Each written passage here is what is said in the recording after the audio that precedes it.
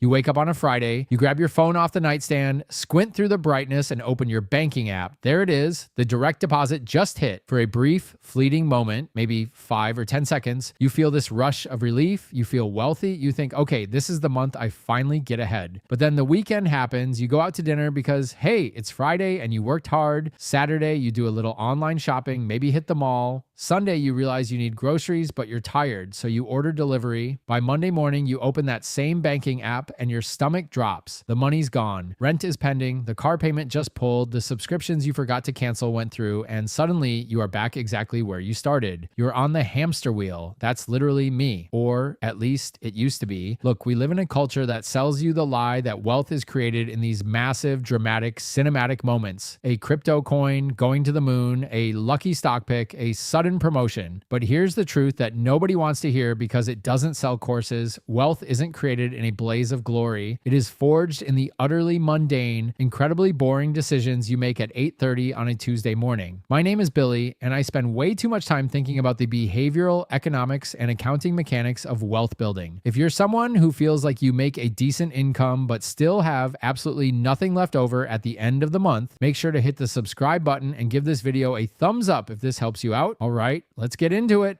Here's the thing. Society has conditioned us to believe that normal earners cannot become millionaires without taking massive risks. We idolize the day trader. We look at the guy leveraging himself to the gills to buy 4 rental properties with no money down. Let me challenge that right now. The vast majority of first-generation millionaires did not get there by hitting a home run. They got there by hitting singles over and over again for decades. They are accountants, middle managers, supply chain logistics coordinators, teachers. They run their personal households like a tight, profitable business. Let's look at the actual reality right now. As we analyze the economic data coming out in Q1 2026, the picture is pretty wild. Inflation has cooled significantly compared to the chaos of a few years ago, but prices are still permanently higher. A trip to the grocery store still feels like a minor financial trauma. Total U.S. credit card debt just breached $1.15 trillion in early 2026, and the average interest rate on those cards is hovering around a staggering 22%. Think about that. People are financing their Friday night pizzas at 22% interest because they are trying to maintain a lifestyle that their cash flow simply cannot support.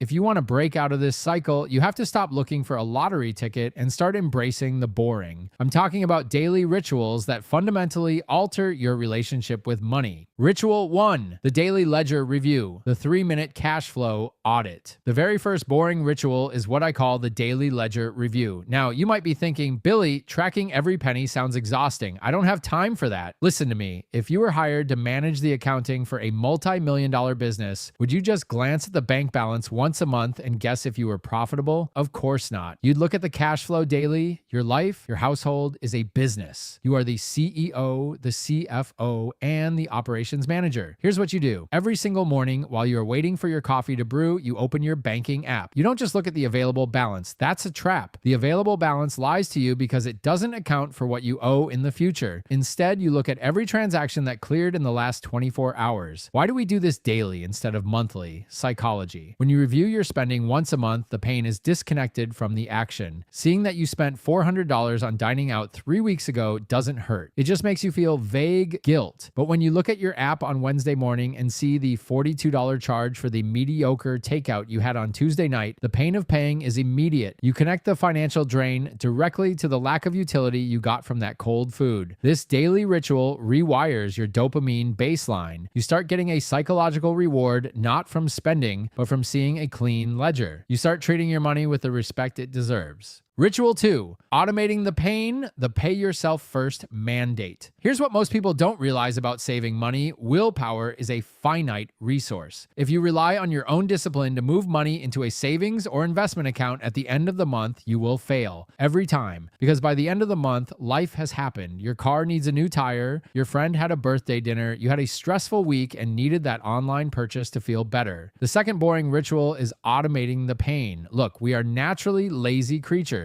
We take the path of least resistance. Normal earners pay everyone else first. They pay the landlord, the utility company, Apple, Netflix, Honda. And then whatever scraps are left over, they might throw into an index fund. Millionaires reverse the flow. They pay themselves first and they make it mandatory. Let's look at the math. Let's say you make an average salary in 2026, say $75,000 a year. After taxes, that's roughly $4,800 a month in your pocket. If you wait until the end of the month to invest, you might invest zero. But if you set up an automatic transfer so that on the first of the month, the very day you get paid, $500 gets ripped out of your checking account and sent straight to a brokerage account to buy a broad market S&P 500 index fund. You never even see it. Is it going to hurt the first month? Yes. You're going to feel a squeeze, but within 60 days, your lifestyle will naturally compress to fit the $4,300 you have left. You will subconsciously adapt. Let's run those numbers. If you take that $500 a month and invest it consistently, earning an average historical return of 8% in 30 years, that boring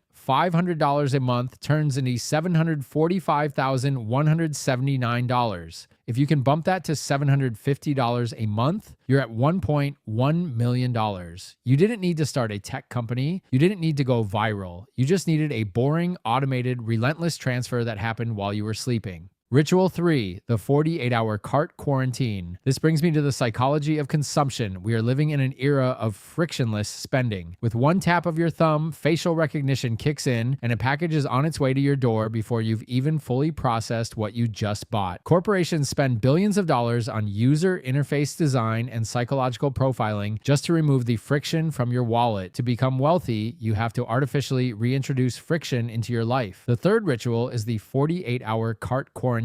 Here's the rule. For any discretionary purchase over $50, clothing, gadgets, home decor, whatever, you're not allowed to buy it immediately. You put it in your digital shopping cart, you close the tab, and you wait exactly 48 hours. Why 48 hours? Because right now your brain is confusing the dopamine hit of the purchase with the actual utility of the item. When you see that sleek new pair of sneakers or that new piece of tech, your brain releases a spike of dopamine. You feel excited, but that chemical spike has a very short half-life. By forcing a 48-hour pause, you allow your brain chemistry to return to baseline. You let the logical, analytical part of your brain catch up with the emotional, impulsive part. Now, you might be thinking, but Billy, what if it goes out of stock? What if the sale ends? Good. If it goes out of stock, the universe just saved you $100. Let it go. I promise you, 80% of the time, when you go back to that cart 2 days later, you will look at the item and think, do I actually want this, or was I just bored on a Thursday night? You will delete it. That right there is capital preservation. Every time you empty that cart without buying, you take that $100 and you mentally move it to your net worth column.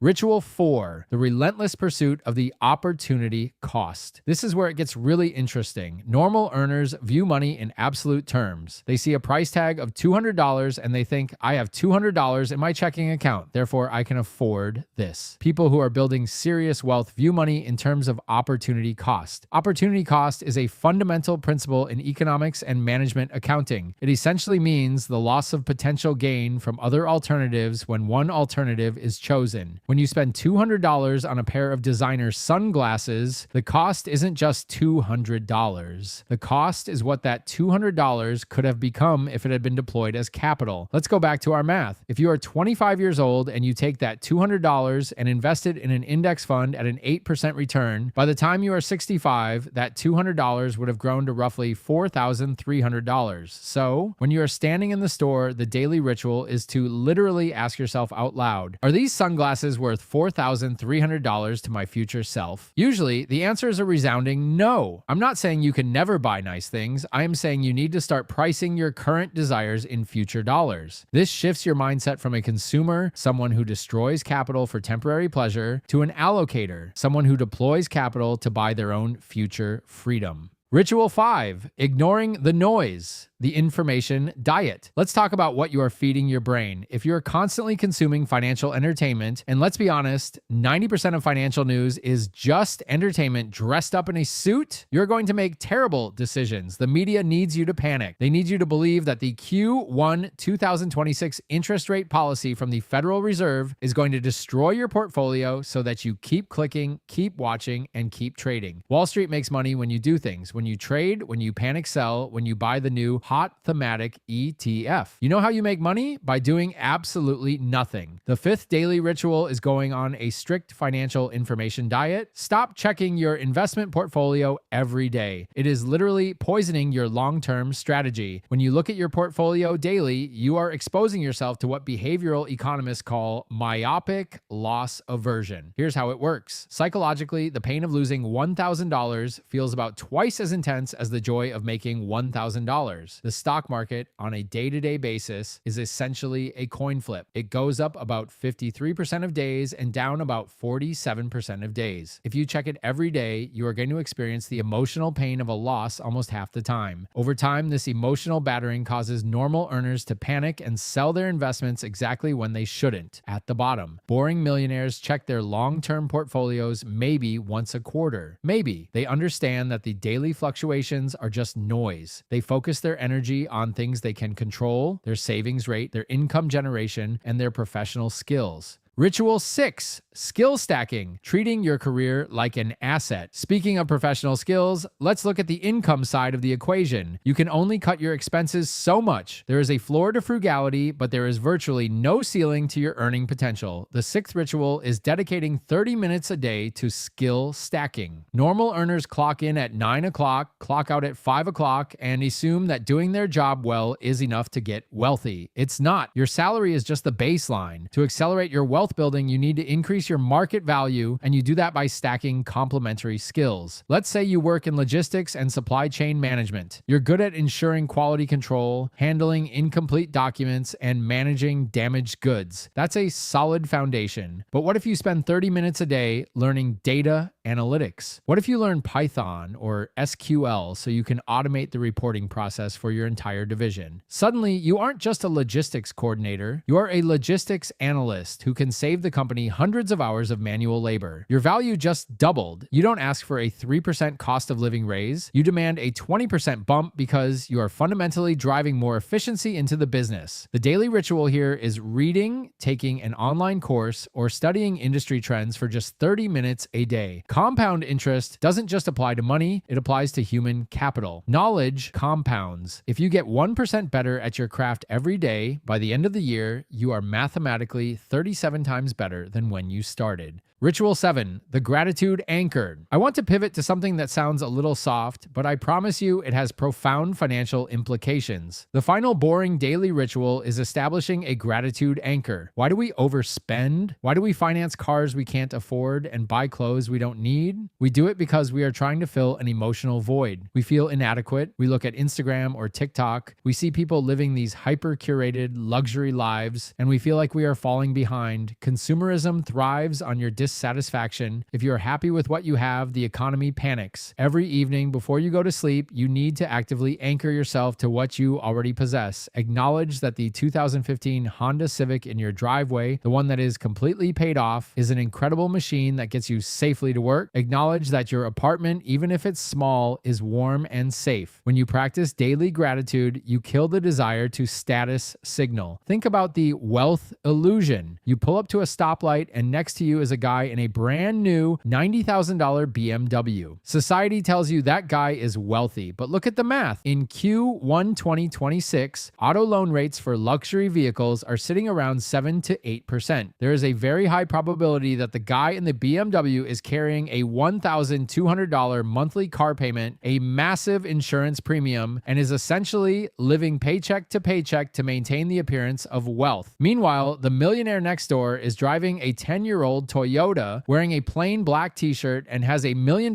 quietly compounding in a Vanguard account. Wealth is what you don't see. Wealth is the cars not purchased, the diamonds not bought, the watches not worn. Wealth is financial assets that haven't yet been converted into stuff. When you are grateful for what you have, you stop caring about what the guy in the BMW thinks of you. And when you stop caring about what other people think, you suddenly have a lot more money in your bank account. Let's review the blueprint. This isn't rocket science. It's basic, fundamental, boring discipline. 1. The daily ledger review. You face your numbers every single morning. You connect the pain of spending to the action of buying. 2. Automating the pain. You pay yourself first. You force the investment out of your account before you even have a chance to miss it. 3. The 48-hour cart quarantine. You defeat impulse buying by letting your dopamine levels reset. 4. Opportunity cost. You stop pricing things in today's dollars and start pricing them in future compounded dollars. 5. The information diet. You stop checking your portfolio and stop reacting to financial noise. 6. Skill stacking. You dedicate daily time to increasing your human capital and earning potential. 7. The gratitude anchor. You kill the disease of consumerism by being radically content with what you have. I know this isn't the flashy advice you might have wanted. I know I didn't give you a secret penny stock to buy or a real estate loophole to exploit. But I'm telling you, as someone who has studied the math and the psychology behind this for years, this is the way. This is the only reliable, reproducible way for a normal earner to build generation-changing wealth. It's going to be boring. There will be days when you want to just blow a bunch of money because you're stressed. There will be months where the market goes down and it feels like your automated investments are just disappearing into a void. But you have to stay the course. You have to trust the math. You are the CFO of your life. Start acting like it. Take a hard look at your personal balance sheet today. Cut the bleeding, automate the savings, and start buying your future back one boring Tuesday morning at a time. If this video brought you value, if it gave you a little bit of a wake-up call, please hit that like button. It really helps the channel out. Subscribe so you don't miss the next breakdown. And let me know in the comments down below, which of these 7 boring rituals are you going to implement tomorrow morning? Until next time, keep your head down, trust the math, and stay boring.